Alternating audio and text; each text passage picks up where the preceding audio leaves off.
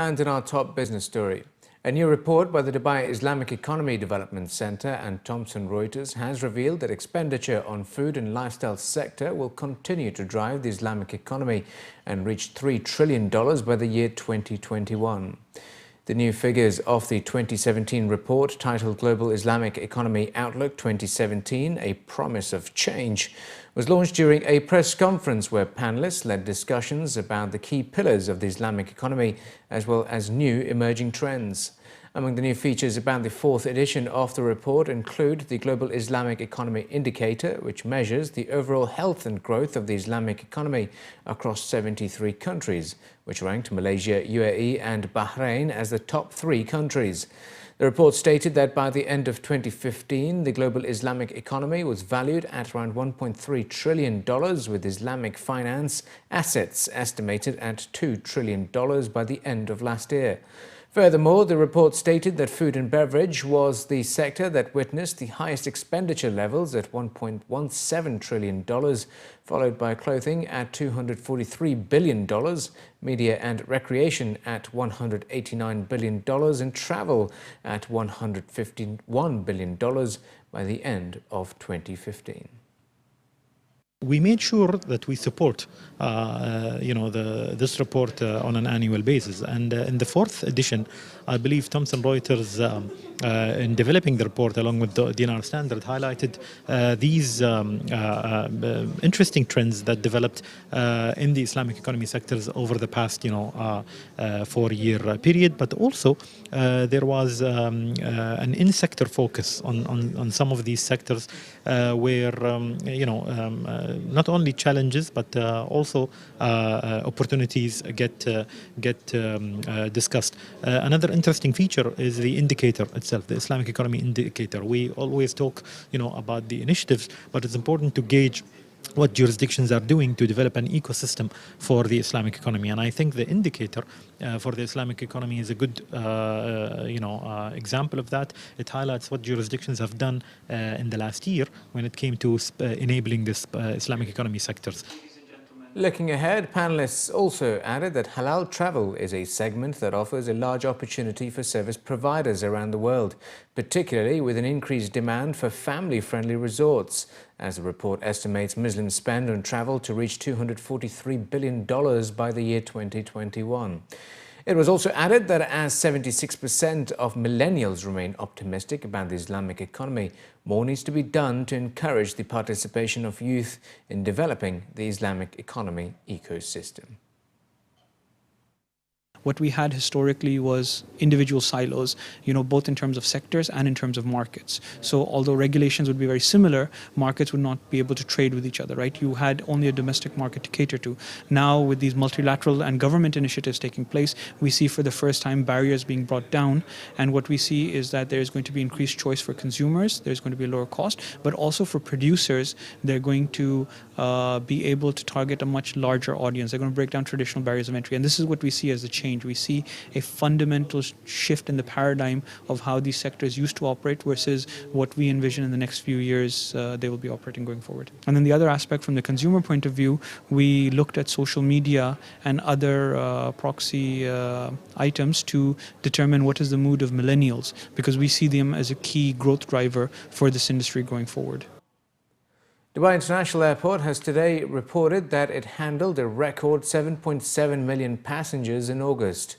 According to the statistics released by the operator, passenger traffic at DXB reached 7,727,105 in August, compared to 7,282,256 in the corresponding month last year, an increase of 6.1%.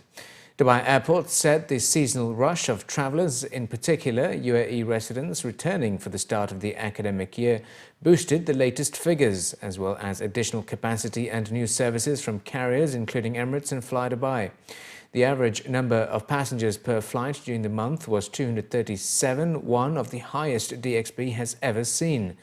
The report added that Eastern Europe was the fastest expanding market in terms of percentage growth, recording a 67.9% rise in passenger traffic year-on-year in August, followed by Asia at 13%, South America 11.7%, and the Indian subcontinent at 11.7%.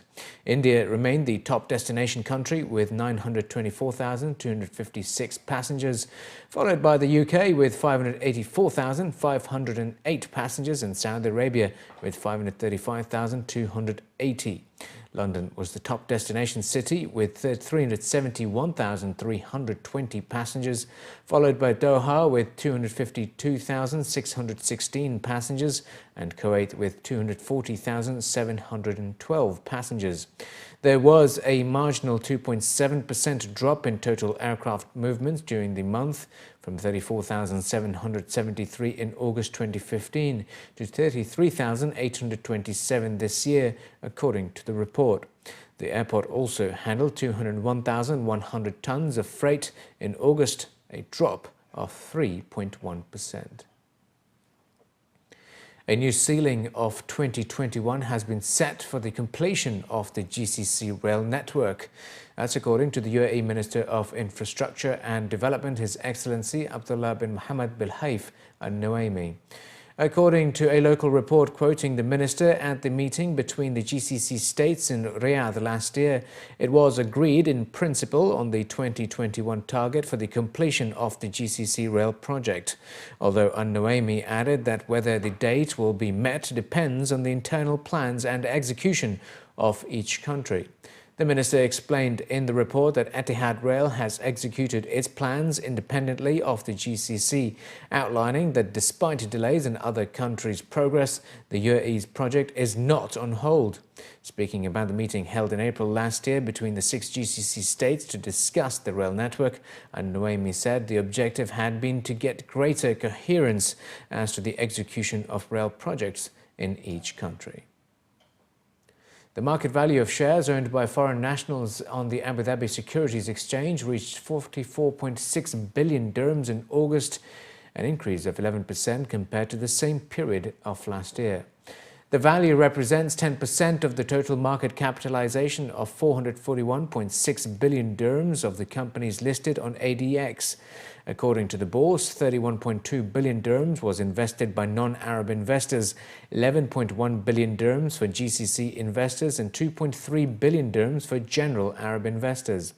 The banking, real estate and telecommunications sectors remain the most attractive for investors due to the high gains in investments each year.